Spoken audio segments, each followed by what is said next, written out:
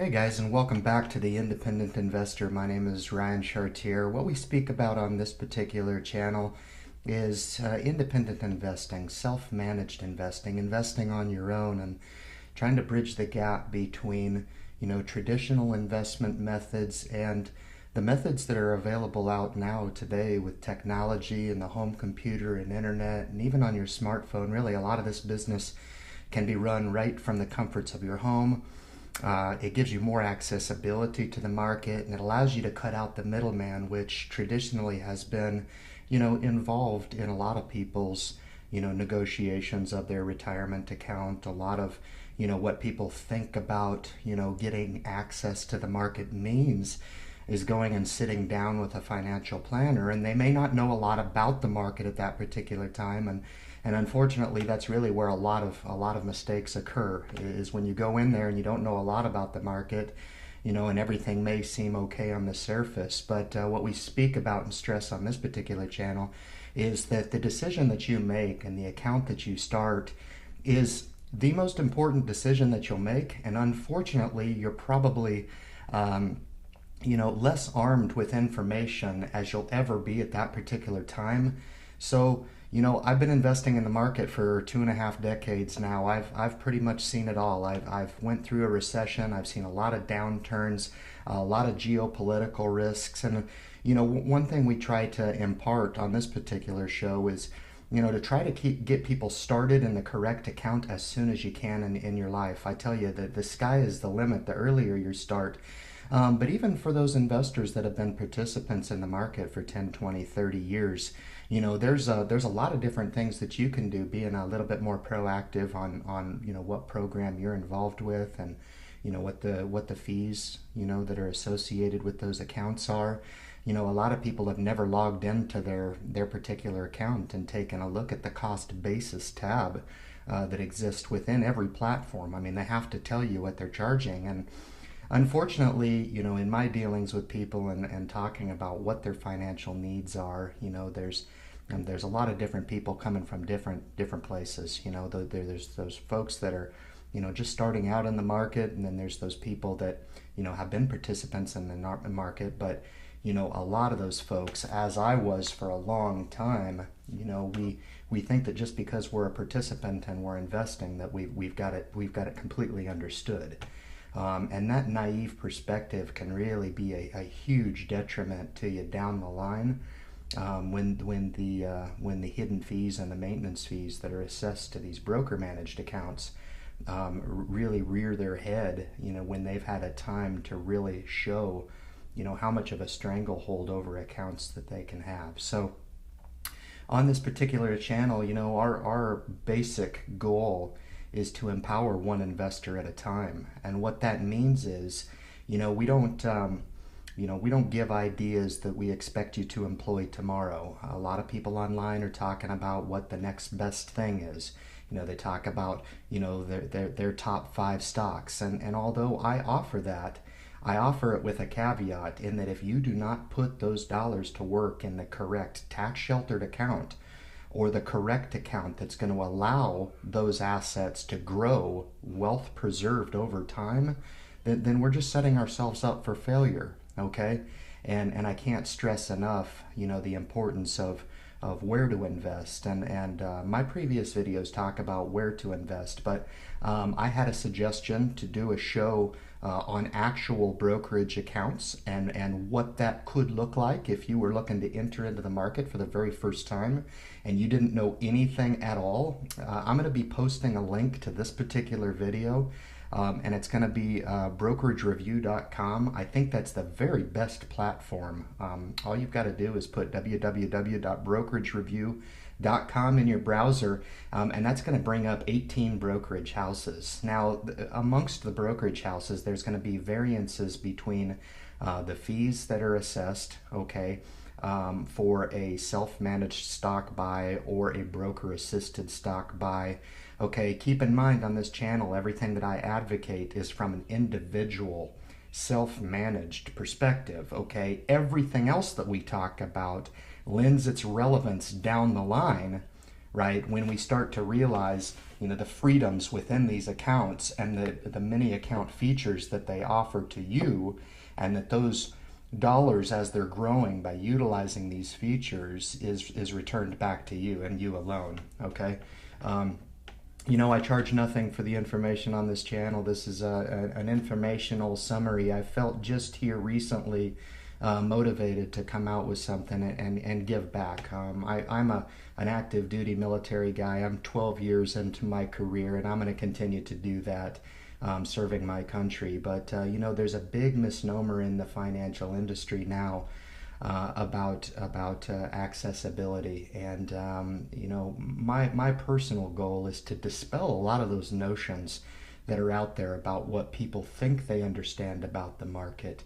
And watch my videos and pay particular attention to the content. Okay, I would expect that any information, if you're just starting out in the market or you're a seasoned investor, keep an open mind. There's always things that you can learn and evolve and boost your knowledge to help you out. And we tend to pose important, scary questions about where people are in their financial life. And I think sound fundamentals of investing and the philosophy behind investing really is appropriate for everyone. And I find, quite frankly, that a lot of people are significantly deficient in what they kind of need to know just from a basic perspective. So I hope you enjoy. This is just going to be a brokerage house review for you guys.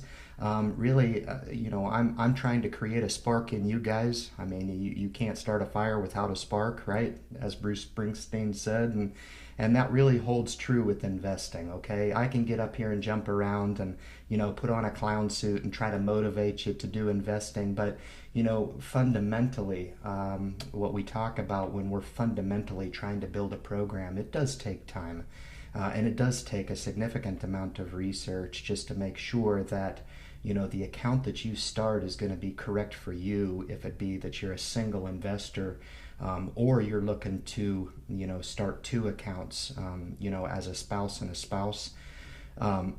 So it's extremely important to pay attention to all those things and find that motivation for you, and the reason for you, because you may be excited about investing to start.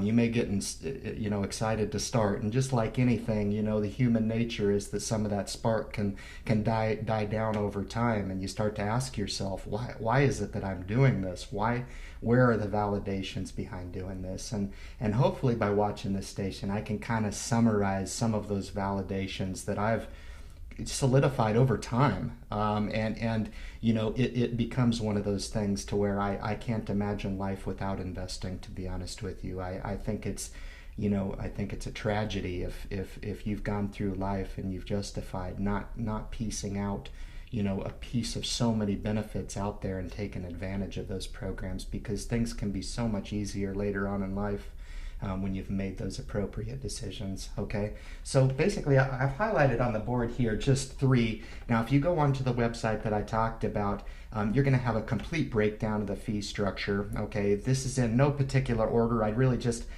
picked off 3 in alphabetical order. One in particular, the one in blue, I wanted to highlight because that's my personal self-managed Roth IRA brokerage house. But just to start, I kind of put some things onto the board for you when you get into this website and you're looking to cross-compare accounts, what to focus in on when you're looking at it. And a lot of these accounts you've heard of, if not all of them. So when you go into that link, you're going to recognize probably all 18 brokerage houses, and I employ you spend a little time educating yourself up on the fees, minimum balances, etc. Okay, so the first one I've got up here is Ameritrade. And the figure here in red is going to be your cost to trade assets. Okay, it's going to be your cost to buy a stock at $6.95 and exit that position. Okay, so a couple things with that. When we first start off and we're talking about foundational investing, we want to buy assets to where we're not trading in and out of stock just yet. Okay, if you're just looking to start, we're going to start that foundation with a couple of key sound broad market index funds, okay, in the form of ETFs, all right? And that's going to help you build that solid foundation up, okay? So we can avoid some of these, trivial fees until we get up to that level of, I like to earmark $5,000 to $10,000 before we add those cornerstone stock investments within that. So when we start, we're looking to minimize the impact of these small enter and exit fee. The only reason I mention this $45.95 is this here is a broker assisted stock trade. Okay, so they're going to charge you $45 to actually do the same thing that you can do yourself by clicking a couple buttons. Okay, buying stock is a piece of cake, guys. We got to get over the whole access thing, and there's no way that I can have access to the market without having access to a building or an office or a financial planner per se. That's all baloney, okay? That's a thing of the past, all right? The market is accessible to all individuals, okay? If you just have the willingness to start, okay? So if you're kind of going through and comparing these accounts, you can see here that Charles Schwab has a little less on an enter and exit fee and a little less on the broker managed or broker assisted stock buy, okay? But if you notice here, they've got $1,000 minimum in that account, okay? And a lot of my audience, I would expect to be those folks that are hungry and savvy to get started in the market, looking to act on that spark. And I think $1,000 minimum might be a little much, because I talk about starting the account with as little as $25 or maybe $25, for a spouse, and $25 for a spouse to start to build those accounts, in harmony with each other going forward, okay? Now, the last one I mentioned, Merrill Edge, on this particular program, I can only speak from my own personal, experience, and everybody's experiences are different. But my experience with Merrill Edge, phenomenal customer service, extremely low fees, and as those accounts start to build up over time, those incentives start to kick in over time.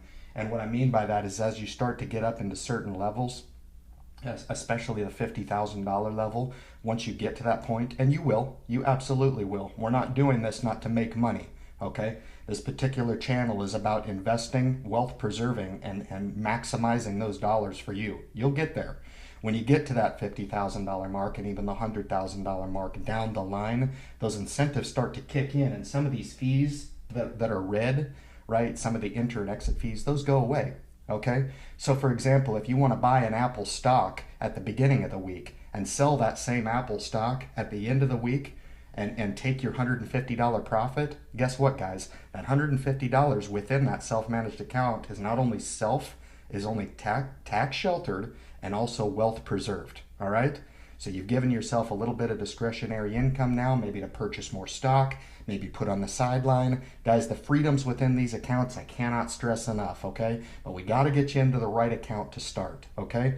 So go to that website, check out the cross comparisons between these two, spend a little bit of time, all right? The differences amongst these accounts really come down to the fees, minimum balances, and the features within each account, all right? So you just need to kind of play with it a little bit. They give screenshots of about what the features do. They're all similar, all right? But what it is gonna, what account is gonna meet your needs the closest, okay? And basically it kind of comes down to personal preference, okay? I prefer Merrill Edge, and that's just who I go for. But I don't recommend anything on this program that you can't take and be successful in whatever it is that you choose, as long as you're choosing the self-managed Roth IRA option within each of these broker managed accounts. That's the key takeaway, okay? So the key features we kind of talked about, that's going to be, maybe a decision for you. This gives you the accessibility, guys, okay? The whole going and sitting down with your broker across the table and negotiating your stock trades or maneuvering from mutual fund to mutual fund, that's out the window. That doesn't exist anymore. You can do it all from the power of your palm, okay? All from the power of your smartphone now, okay? And every one of these guys have online trading apps to where you can monitor your situation day in and day out. And that's the monitoring. And then I already talked about the incentives, okay? So, guys, in closing, on this particular show, we talk about empowering one investor at a time, and there's no decision that's any more important than choosing the correct account to get involved with. And once you get into that correct account, then you can start to work with the independent investor channel to kind of build that solid foundation within any of those accounts. Okay. Thank you so much for joining me. Please subscribe to the video. Please share it with anybody you feel who can benefit, and good luck in your investment future.